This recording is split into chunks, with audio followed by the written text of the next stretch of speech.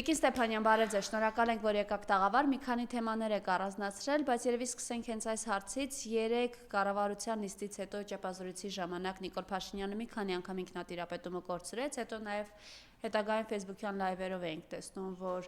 այսպես ինչ-որ տեղ հունից դուրս եկած, արայով էր խոսում, այտենց ուժեղ տղերք եկեք, այսպիսի վարքագիծ էր դրսևորում, եւ նաեւ կառավարության նիստից հետո ճեպազրույցի ժամանակ անկախության հռչակագիրը պատերազմի հող է, Արցախ, որ ասում եք պատերազմ եք ուզում, այ որ ես չընտրվեմ պատերազմա լինելու սեպտեմբերին, խնդրեմ այս ամենի հետ կապված ձեր տեսակետը եւ նաեւ գիտեմ, որ մի քանի թեմաներ եք առանձնացրել, որոնց կանդրադառնաք։ Շնորհակալություն։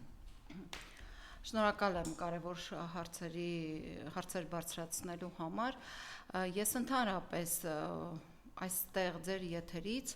ուզում եմ շատ անկեղծ խոսել հայ հասարակության, իմ ժողովրդի Հայաստանում եւ Սփյուռքում ապրող ողջ հայության հետ։ Տեսեք, դուք շատ կարևոր հարցի անդրադարձաք, այսպես մենք շարունակական խոսենք։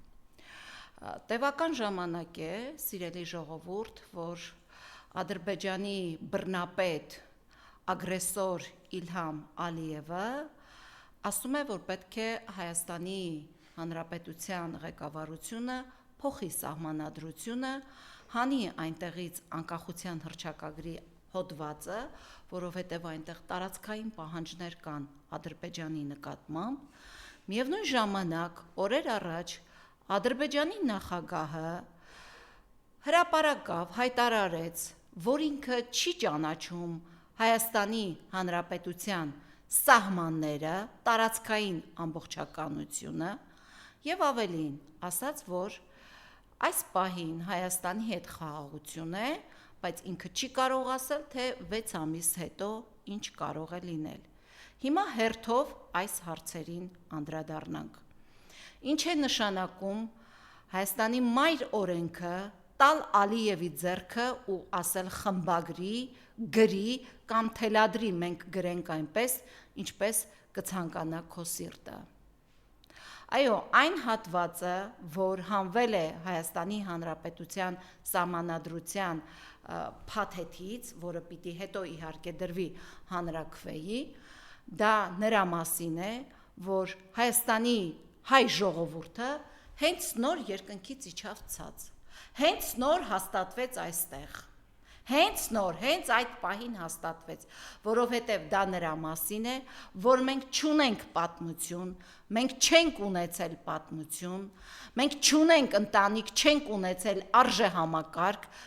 որովհետև այնտեղ նաև ընտանիքի մասին հասկացողություններ կան, ամուսիններ, կին, տղամարդ եւ այլն եւ այլն։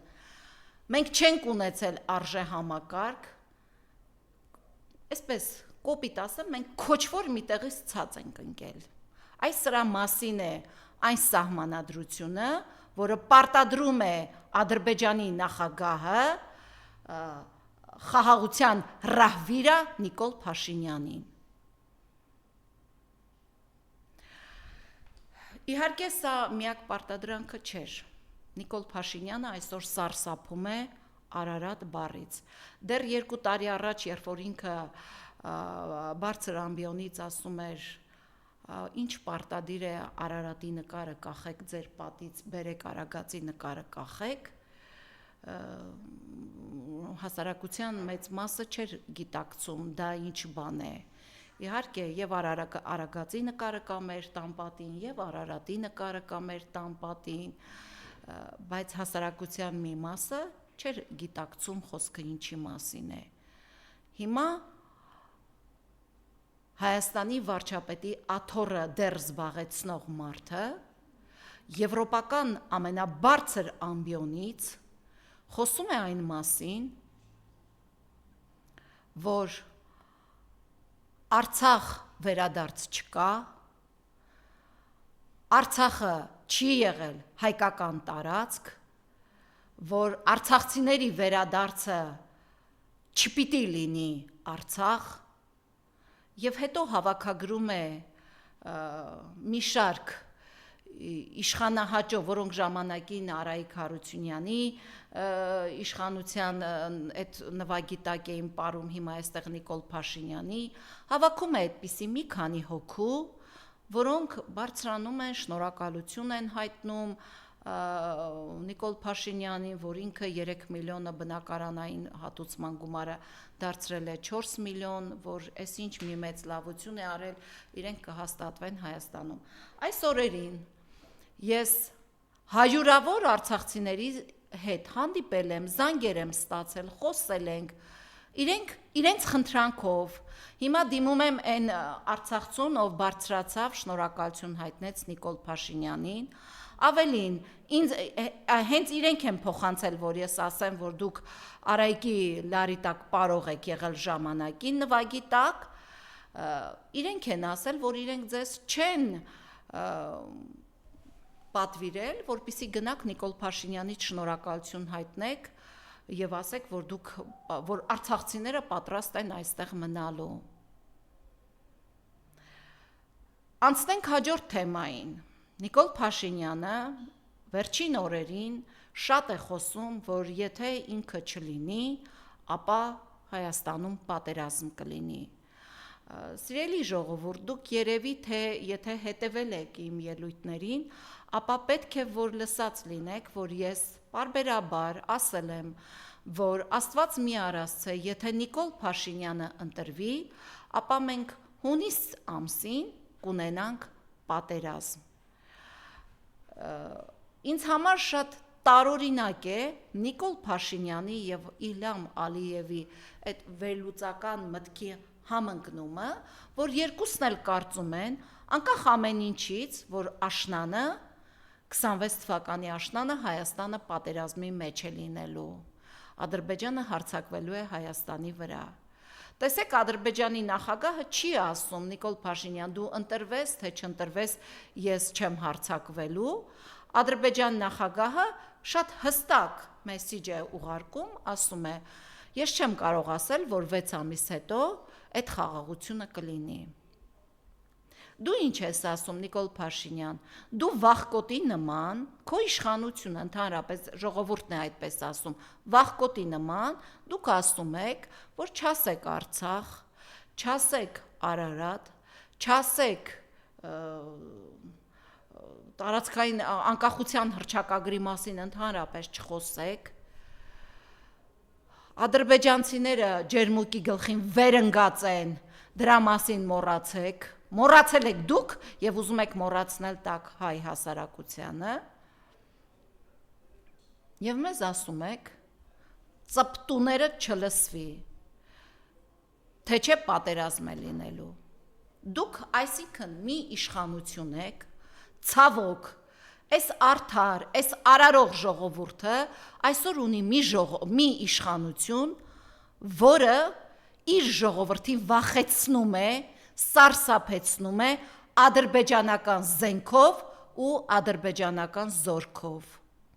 Ցավոք, Հայաստանը այսօր այդ իշխանության գահակալության ներքո է ապրում։ Կարծում եմ, մեր ժողովուրդը իմաստուն ժողովուրդ է եւ ինքը շատ լավ հասկանում է, որ սա այն իշխանությունն էր, որ սարսափելի մահ ու ավեր բերեց մեր երկրի գլխին,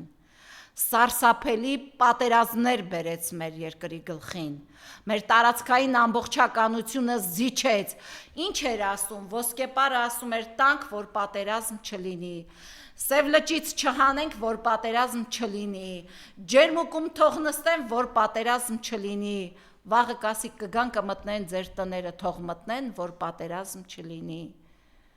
Ինչ է, հիմա նորից եմ ուզում, 100-րդ անգամ այս հարցը ձեզ տվել եմ, Արցախում հիմա պատերազմ է, ոչ, Արցախում լիակատար խաղաղություն է հիմա, թռչուներն են այնտեղ միայն օդում, լիակատար խաղաղություն է, մենք սա ենք ուզում, եթե սա ենք ուզում, սիրելի ժողովուրդ, սիրելի սևանցիներ, հրազդանցիներ, մարտունեցիներ, գյումրեցիներ, վանաձորցիներ, ապարանցիներ,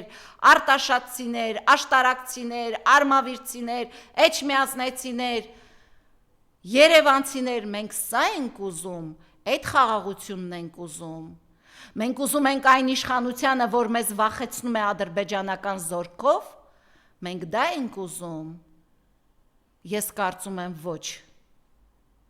Ես կարծում եմ, որ մեր ու իմ ժողովրդի կարծիքը համընկնում է իրար։ Մենք ուզում ենք արժանապատիվ կյանք, արժանապատիվ հայրենիք, արժանապատիվ ժողովուրդ, արժանապատիվ կեցվածք, եւ մենք գիտենք, թե այդ արժանապատվության ընթացքում մենք ինչպես ենք դրսում ներկայացել, մենք ինչպես ենք բանակցել, ինչպես ենք խոսել։ Եվ մի խորհուրդ էլ գործող իշխանությանը. հավատացեք, որ ձեր պարտությունը լինելու է նաև հանուն ձեզ, հանուն ձեր ընտանիքների ու երեխաների արժանապատիվ կյանքի։ Հավատացեք դա։ Դուք այլևս չեք համարվի կոշիկ լիզողներ։ Դուք այլևս չեք համարվի ուրիշի թելադրանքով երկիր կառավարողներ։ Դուք կներկայանաք արժանապատիվ երկրի շարքային քաղաքացիներ, այնպես որ ձեր պարտությունը նաև հանուն ձեզ է լինելու։ Հիմա ես ուզում եմ խոսել մի քանի մարզային, քանի որ իմ զրույցը, սիրելի ժողովուրդ, առավելապես ձեզ հետ է, ուզում եմ, ես շատ կցանկանամ նաև, որ դուք մեկնաբանություններ գրեք ձեր մտահոգող հարցերի մասին, մենք միասին քննարկենք, որտեղ ձեր կարծիքը նաև չի համընկնում, մենք միասին դիտարկենք։ Հիմա իմ հաջորդ հարցը, որ այսօր ուզում էի խոսել դրա մասին, թե ինչու չպիտի լինի այս իշխանությունը, դա այն վերաբերվում է Փաշինյանի մարզային այցերին։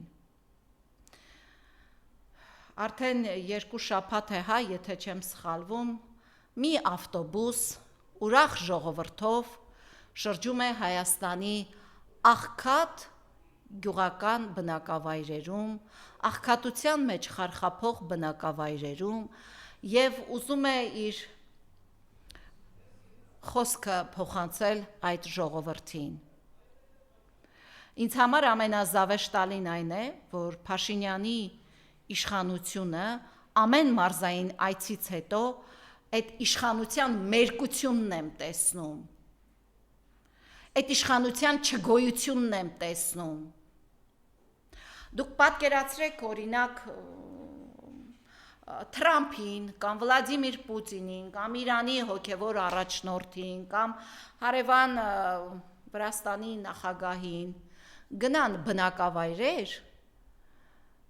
այս գլոբալ խնդիրների աշխարհում բնակավայրի բնակիչը մոտենա երկրի թիվ 1 դեմքին ու ասի, գիտեք, իմ հողը օրինական է, բայց չեն սեփականաշնորհում։ Մեկ ուրիշն մոտենա ու ասի, գիտեք, մեր գյուղում մեր երեխաները խաղալու տեղ չունեն, խաղահրապարակ ենք ուզում։ Մեկ ուրիշը մոտենա, ասի, գիտեք, ես ուզում եմ իմ թոշակը տնից ստանամ։ Մեկ ուրիշը մոտենա, ասի, գիտեք, այդ չգիտեմ, այդ բժշկական ապահովագրությունը իրեն չի արդարացնում, որովհետև դե ախր մենք մեր թոշակը սենց ենք ստանում, տանում ենք այնտեղ, հետո այդ 10,000-ը բարձրացրեցիք, նպաստից կտրվեցինք այստեղից, այնտեղից։ Դուք պատկերացնում եք նման բաներ։ Դուք պատկերացնում եք որևէ բնակիչ մոտենա Պուտինին, Թրամփին կամ այստեղ հարևան երկրի ղեկավարներից որևէ մեկին ու ասի իմ հողը չեն սեփականաշնորհում, գիտեք, կամ մեկը ասի իմ տղան նստած է, որովհետև արդարադատությունը չի գործել այս երկրում։ Պատկերացնում եք նման բան։ Դա ինչի մասին է խոսում։ Դա խոսում է այն մասին, որ մեզ ղեկավարում է մի իշխանություն, որը մեր պետական բյուջեից, մեր բոլորի հարկերի հաշվին ստանում է ահռելի պարգևավճարներ, բայց այդ իշխանությունը չունի մարզպետարան, 0, չունի քաղաքապետարան, 0, չունի գյուղապետարան կամ վարչական շրջան, 0, չունի նախարարություններ, 0, ոչինչ չունի,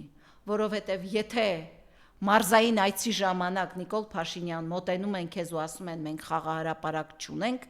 նշանակում է դու չունես տեղական ինքնակառավարման մարմին, Դու չունես մարզպետարան, դու չունես տարածքային կառավարման նախարար։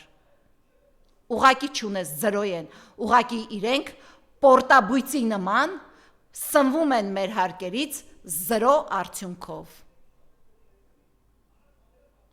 Հերթական հարցը, սիրելի ժողովուրդ, այն որ այս իշխանությունը գալիս է ձեր դռները ու ասում, մեր էշխելքն ասեք, մենք պիտի դա չանեինք, բառապաշարի մասին չեմ ուզում խոսել, չեմ ուզում, որովհետև իրենք այդպիսին են, այդպիսին կան և լինելու են, չեմ ուզում դրա մասին խոսել, բայց են, որ գալիս են հաթաթա են տալիս, որ ասֆալտ են գցել, մեկն ու մեկըտ, ուղղակի իմ խնդրանքը, մարզային որևէ այցի ժամանակ, մոտեցեք Նիկոլ Փաշինյանին ու հարցրեք, ում փողերով ես այս ասֆալտը գցել, ում փողերով ես այս մանկապարտեզը սարքել, ում փողերով ես այս դպրոցը կառուցել, խնդրում եմ ձեզ, մոտեցեք ու հարցրեք ձեր հոր տնից ինչքան գումար եք բերել ներդրել մեր պետական բյուջեի մեջ, չէ որ այս պետական բյուջեն մեր բոլորի գումարն է, որը ցավոք իրենք ինչպես ուզում այդպես էլ տնօրինում են, մեզ ամեն երամսյակը մեկ հաթաթա են տալիս, ասում են հեսա մի 4 միլիարդ էլ ենք պարգևավճար ստանալու, մի հատ էլ գալիս ասում են ճամփեն սարքել ենք լավ է, հելնում են դռները թակում են, այս լիֆտը որ կա լավ է, դուք տեղը չեք բերում, դուք որ ժամանակաշրջանում եք ապրում, դուք երևի այդ գիտակցումը չունեք, թե դուք որ ժամանակաշրջանում եք ապրում, աշխարհը ամեն ժամ թռիչքաձև զարգացման է գնում, դուք երևի այդ գիտակցումը չունեք, այս ինչ ժամանակաշրջան է, այսօր Վարսավիրանոցում, որտեղ ես մտել էի վարսահարդարման, այնտեղ ինձ շատ պարզ հարց են ուղղել և խնդրել են փոխանցեմ ձեզ, Նիկոլ Փաշինյան, անձամբ ձեզ էին հարցն ուղղում, ասում էին, որ մենք հարկեր ենք վճարում, այդ ինչպես եղավ, որ գոնե մեր վճարած հարկերից ձեր տիկինը հագնվեր ու նորմալ հագու կապով ներկայանար այլ երկրներին, դա նաև մեր արժանապատվության հարցն էր, այդ ինչպես եղավ, որ մեր հարկերը եկավ պետական բյուջե, բայց ձեր տիկինը ասում է, որ ինքը փող չուներ, որ ներկայանար, չէ, որ կա արարողակարգ, կա դրեսկոդ, ձեզ էին հարցը ուղղում, և նույնիսկ եթե ասում էին այդ հարկերը տեղ չի հասել, բա դուք ինչ եք մտածել, չեք կարողացել այնպիսի հագուկապ առնել ձեր տիկնոջը, որ չասեր ես փող չունեի, չեմ կարողացել առնել, ես տվյալ Վարսավիրանոցի հարցն եմ ուզում ձեզ փոխանցել, որը հարկատու է և որը հարկ է վճարում ակնկալելով, որ իր երկիրը արժանապատիվ պիտի ներկայանա, ձեր խոսքի, ձեր խոսույթի և այլնի մասին չեմ խոսում, այլ խոսում եմ ընդամենը այդ ամենաթեկուզ ոչ կարևոր, բայց նաև կարևոր հարցի մասին, հիմա անդրադառնամ երեկվա և այսօրվա մի քանի արձանագրումներին, սիրելի ժողովուրդ, ես այսպես մանրակրկիտ ուզում եմ անդրադառնամ, ակնկալելով նաև ձեր մեկնաբանությունները, ձեր դիտարկումները, մենք պետք է այս 2 ամիսը իրար հետ անկեղծ լինենք, մենք պիտի հասկանանք, մենք ուզում ենք ապրել մի երկրում, թե ուզում ենք արցախցիների ճակատագիրը կիսել, դրա համար եմ ասում, ինձ համար շատ կարևոր է նաև ձեր դիտարկումները, Երեկ Նիկոլ Փաշինյանը ես լսում եմ ճեպազրույցներից մեկում, դե իրենք այնքան են այդ նախկիններին դարձրել բոբո, այնքան են այդ նախկիներով վախեցրել, որ հիմա իրենց թվում է, որ Ալիևը ավելի լավ է, քան որևէ նախկին, մեր մեջ հիմա դա են սերմանում, դրա համար երեկ ասվում էր, արդեն մի քանի շաբաթ է շրջանառվում է, որ Հայաստանի էներգետիկ ռեսուրսը Թուրքիայի հետ համատեղ է օգտագործվելու, այսինքն այն, որ ի սկզբանե ասում էր, որ հեծը խլել են թուրքերին տալու համար, դա արդեն միս ու արյուն է ստանում։ Մենք Նիկոլ Փաշինյանի թեթև ձեռքով մեր էներգետիկ համակարգի ռուբիլնիկը տվեցինք Էրդողանին ու Ալիևին։ Անվտանգությունը տվել ենք եւ այս մարդը խոսում է ինքնիշխանության մասին։ Չգիտեմ, ձեր աչքով երևի ընկած կլինի, որ օրինակ Բելարուսի նախագահ Լուկաշենկոն ընդունել էր Միացյալ Նահանգների նախագահի հատուկ բանագնացին, իրար հետ խոսել են, քննարկել են տարբեր հարցեր, Միացյալ Նահանգները որոշ պատժամիջոցներ է հանել Բելարուսը, որոշ քաղբանտարկյալների է ազատ արձակել։ Մի խոսքով, Բելարուսը,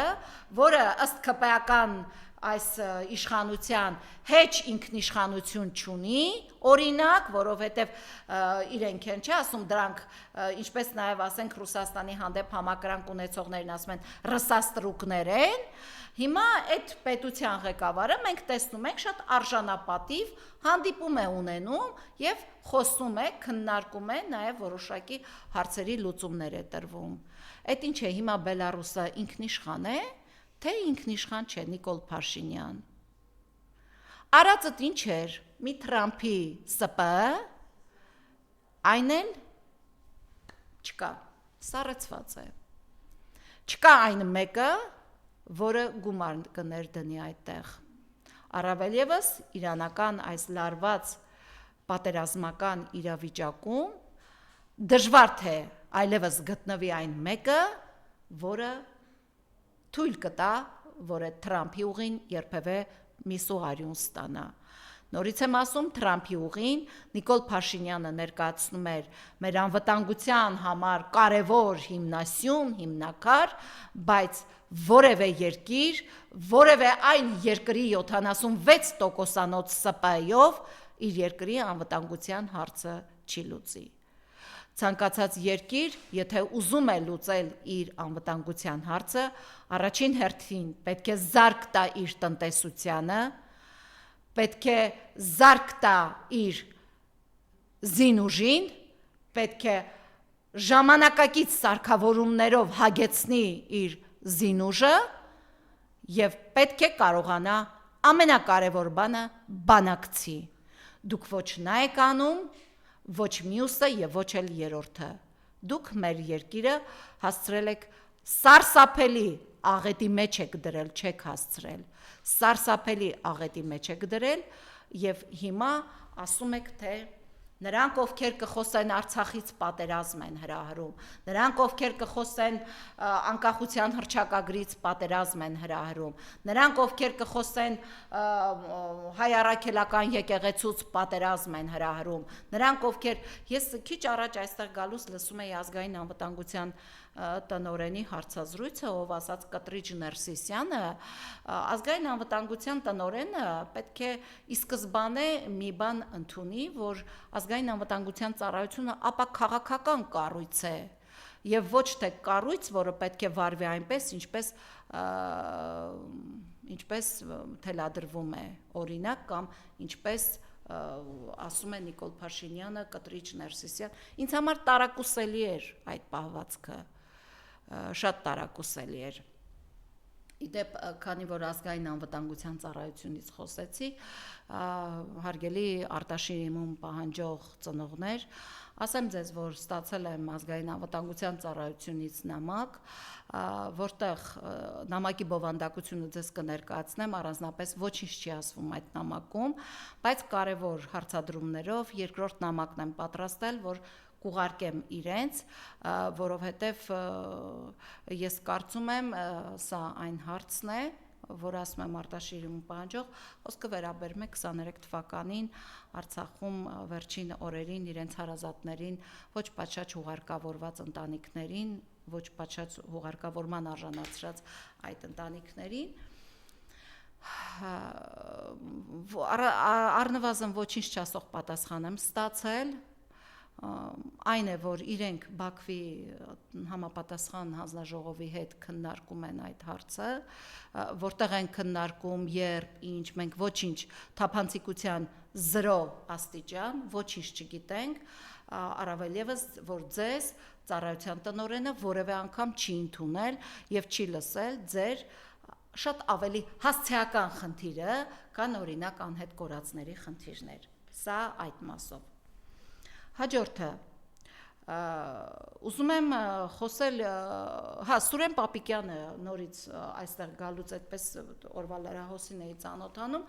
ասում է, որ այո, ազգային հետախուզության արտաքին հետախուզության պետը Սուրեն Պապիկյանը ասում են, այո, որ ընդդիմությունը պատերազմ է հրահրում։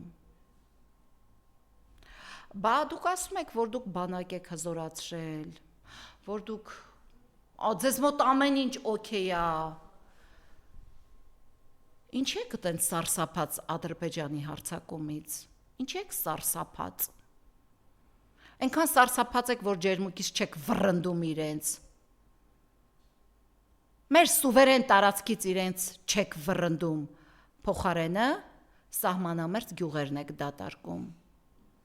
Երեկ ես լսում էի մի հարցազրույց Խնածախից։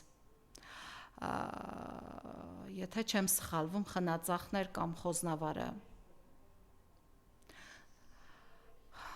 Այնպես չէր, որ փլատակ դպրոց էր, այնպես չէր, որ վատ դպրոց էր, դպրոցի շենքն էլ տեսա։ Դպրոցը փակում են, ինչու, որովհետև այդ դպրոցում աշակերտների թիվը 100-ի չի անցնում։ Ինչ են ասում գյուղի բնակիչները։ Շատ ուղիղ, Նիկոլ Փաշինյան, շատ ուղիղ ասում են, դպրոցը փակում եք, գյուղը դատարկում եք։